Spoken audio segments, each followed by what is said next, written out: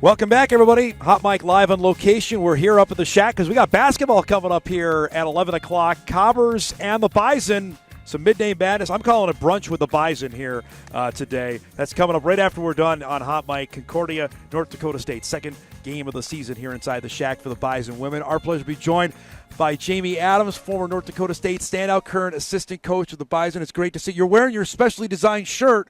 Okay, so it was on social media. For people that didn't see it, give us the lowdown. What's everybody going to be wearing in warm-ups today? Yeah, so we all have specially designed shirts exclusively to each person. So they're custom made. Awesome. Yeah, and I don't know who came up with the idea, but I love it. Our girls loved it.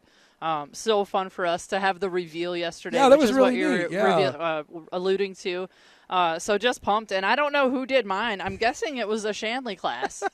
And I know they were here last year. I know they're bringing classes this year. So they obviously knew my connection. My three boys are in the JP2 schools.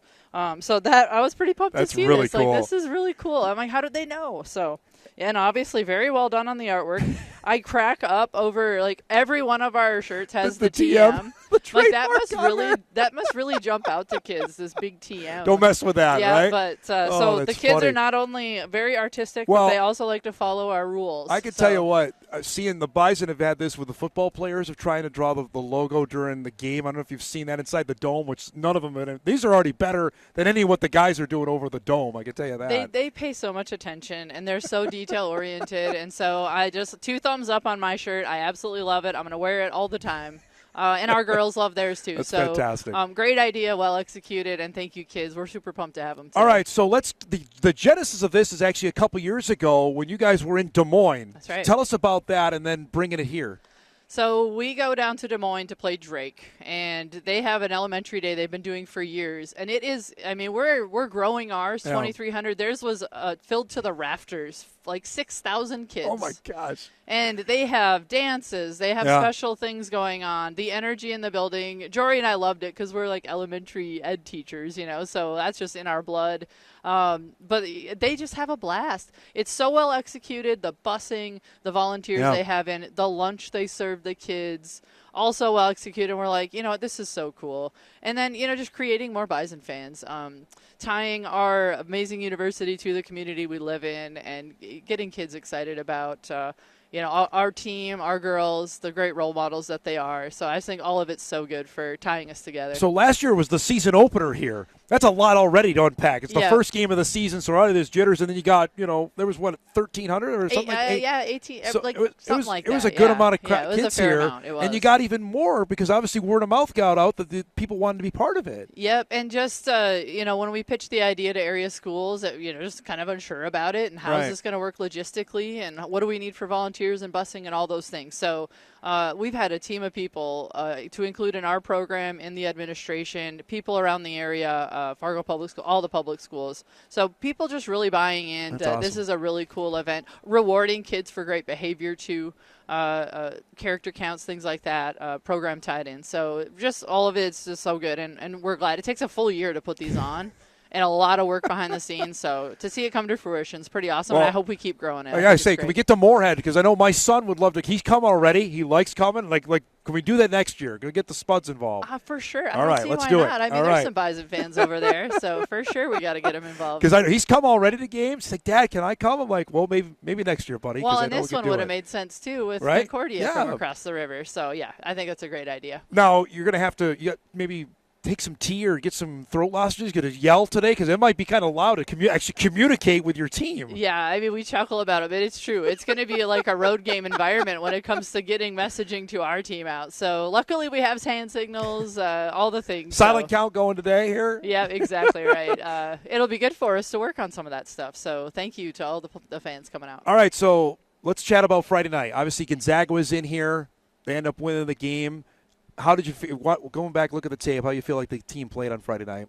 We knew we had a physical challenge. They're a very physical team. They run just some power game. They're basically saying, hey, we've got just a more athletic, more physical team. We're going to throw it out there and see if you can and hold your own against us. We did for a better portion of the game. However, they were able to out-physical us in some areas. And that's something we really pride ourselves on. So to be exposed on that is not a little disappointment, but also, hey, we know we can get better in this area. And then we needed to hit some shots. Right. It does. It feels so deflating to work for some really good shots, to run your offense so well that you get the look you want and to not hit them. Yeah. Now we know we're better shooters than what we've shown so far this year. I was talking to Luke from the men's program too. Like, we know our kids can shoot the ball. They've proven it over time. Yeah. The numbers are there. The percentages are there. So it'll bounce back. But we just got to weather this early storm with the ball not going in. And just keep playing ball the right way. How is that as a former player sitting on the bench? I think it's 7 of 49 for the first 2 games from 3-point range. Like, can't buy one right now. Yeah, and that's just the mental battle that happens. But as a player, you just have to know you're making the right play and taking the right shot, and then just continue to work at it. When you're not out on the game, you got to get into the gym. You got to shoot yourself through it. You got to get in and do the work so that you can grow the confidence to go start stepping up and knocking them down in the game. I thought, here's one thing here. 1,900 people were here Friday night. So clearly, and you and I talked about this, the momentum of last year certainly carried over for people who want to come and see a team like Gonzaga play you guys on Friday night. Yeah, I agree. It felt like one of those WNIT games. It was really good. I was really surprised, honestly. The fans were really fired up. There's juice in the building. Yep. I'm like, this is awesome. I think that the fan base is starting to catch on that we have a pretty good product out here. The quality of the opponent was so exciting, especially early in the season. I'm like, well, this is awesome because, I'm a huge Bison football fan. But I know for our fans to turn the page to basketball season, it usually takes a little bit later in the season. So to see this early excitement, I was really pumped for it. And I think that bodes well for, fans coming out for us the rest of the season as well. Tell me about seeing Jossie Schilder out here for Bison fans that seen her play at UND or see her play at Grand Forks Red River. What is it like to add a piece like that to your team? She just continues to impress me. First and foremost, she's competitive. She never gets tired. No, and she doesn't tire. She's that middle distance kid, right? Yeah. The 4'8" kid who has the speed and the endurance on top of it. She shows that on the court too. She never gets tired. In fact, we worry about wearing her out, but she continues to just rise to the occasion every time. Ball pressuring out there and making plays. How many steals did she have in the backcourt? Well, the one that she stole right away and scored, I don't know if people knew what happened when she did it. She is a smart, exciting basketball player. We're thrilled to have her, and she's just that type of kid. She's just so high level in her character, how she treats her teammates. She makes every player out there better, and that's been very noticeable. To pair her with Avery, what kind of 1-2 combo is that? We're in a mid-major league. If you have 2, and I can say with South Dakota State, if you have 2 to 3 really elite players, you can win a lot of games. For sure. And we feel really good about our squad. And like we talked about earlier, once we start hitting some of those shots, things are really going to loosen up. What do you do? Do you double Avery? Do you double down low? Or are you going to pick your poison with shooters on the perimeter? We haven't made them pay like we want to. Even down at UNI, we had to hang our hat on the defensive side because they were doubling and we didn't hit down there either. However, that's a pretty great sign for our team to be able to defend and rebound and do all the other things in the game that still gives you a chance to win. So we're going to have poor shooting performances throughout the season. Every team does. So to be able to overcome that is a really good sign. People hear me talk about Avery. You see it on a day-to-day basis. What's the ceiling here for a player like her? Yeah, in practice, I'm just like, geez, she's so good. Yeah, she continues. She's just the confidence level now. She knows what she's doing out there. And now it's just fine-tuning the details of the game, the consistency. Mostly it's keeping her fresh and feeling good. She bangs a lot. People are going to try to beat her up. So, staying level-headed throughout a game, knowing she's going to just, get an elbow and get beat up on throughout a game, that's part of it. I remember going through that as a player is it can wear you down, obviously physically, but then mentally, what does that do? Can you stay sharp there? Can you overcome that? So she'll continue to build on that. And, tremendous player. Easily good enough to play at higher levels around the country. And certainly, I'm sure there were overtures there. I know she and I have talked about that, and she's been firmly committed that this is where she wants to be. That goes a lot here obviously for you guys. For real. Yeah, she is built different in so many ways. And one of them is her character and what she values in life. Yeah. And she values relationships. She values commitment, loyalty. She loves being a Bison. Her family, her faith. Those are all things that she is grounded in. And I think that reflects on her choice to want to stay here, stay committed to the Bison, a team that believed in her from the get-go, the coaching staff.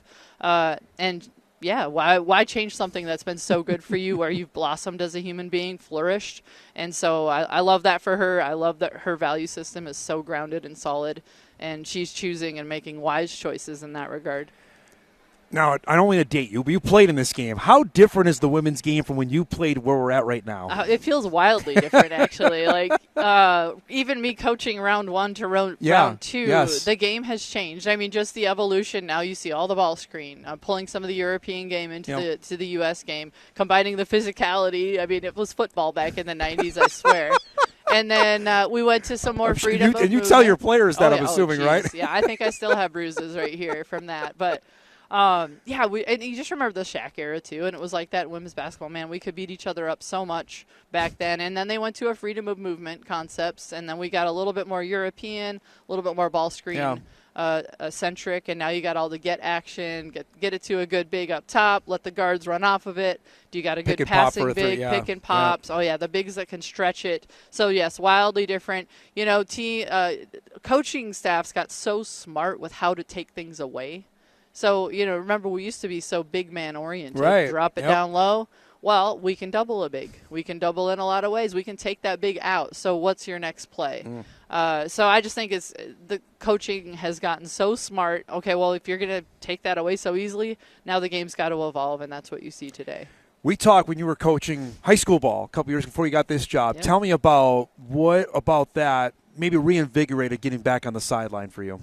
Yeah, well, I have a competitive side that kind of needs to get fed somehow, or otherwise I'll go insane. And then I bleed green and yellow. I have been a Bison from the get-go, growing up as a kid, as a fan. I think you know my family story background, that I've got cousins and uncles and that have played here. So I grew up bleeding green and yellow, and now it's just stuck with me. And I'm just so happy Jory reached out to me, knowing he just kind of needed some stability on his staff, and I'm glad to bring that. Because he's terrific. He's such a great coach and great coach to work for. He understands my commitment to my family and the area and everything. So he gets me, and I think we've got a great thing going with our staff. Couple minutes left here with Jamie. To describe now recruiting, how it was, maybe even your first stint when you were with Amy to where it is now, and I'm being out there on the road. So, yeah, I've just learned a lot from Jory and Dylan on how to recruit. Yeah.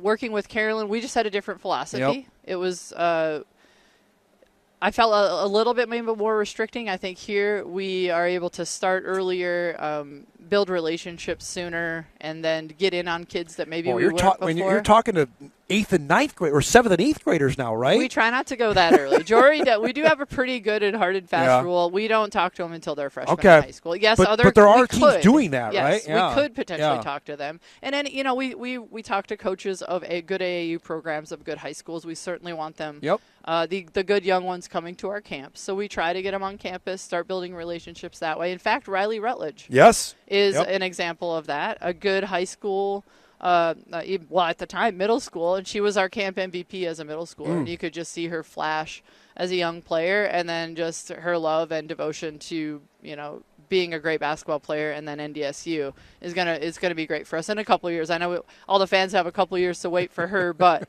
yeah, it's gonna be exciting. But that's a kid, that we got in on early because she came to see us at camp. Last thing before I let you go on, you got to keep going. You got a basketball game here in 90 minutes. What's the level of play in the state right now? I mean, in terms of high school, I keep talking about how good it is. You were part of an era where it was really, really good, but there was no Division I programs here. What is it like now in the state? Yeah, so my reflection on girls basketball, women's basketball in the state, powerhouses back in the 80s and 90s. Right. And then I think the season change actually really hit girls basketball, women's basketball. And I think we're still recovering from that. Okay. And we're starting to see some consistencies come back. Sanford Sports moving in. IA. What Monty did building IA has now we've got multiple programs that are consistent and having teams at every level. Kind of the thing in the past, and it still happens today, and it's a great thing that parents and coaches step up and just create that little travel team for their own kid, right, to get out there and play ball, which is awesome. But now we're getting a little bit more consistency, more kids that are graduating from college, wanting to give back to the game. And so I'm seeing some stabilizing in some great ways. But I felt like we fell behind in that area because when, back in the day, for example, in South Dakota, I played fall basketball in the fall, volleyball in the winter. Wow. And then that changed in the early 2000s, about the same time we made the transition. Well, my coaching in 7th grade girls basketball was the varsity boys coach. Oh. So, like, think of that coaching I was getting. Just the fundamentals and all. Yep. It was amazing. But then when the season change happened, we then started playing basketball in the winter with the boys. All those coaches that coached me in the fall now chose the boys. And the girls' side was really left with so many holes to overcome. Yeah. And then to include good officiating, too. Yep. So it was a hit. And, we're 2 states, North and South Dakota, with smaller population sizes. It just took a while for us to recover. But I do think we're getting there. I see it coming. I'm excited. I mean, we've had some incredible talent to come out of Minot, Bismarck, and now the Fargo area, too. So we're thrilled. And Jory and Dylan especially have laid the groundwork even before me getting here with getting into the cities, Minnesota. I mean, Minnesota's a hotbed. It's a state of 5 million people, and the girls' basketball is strong up and down. We're crazy. We'd be crazy not to try to pull from there.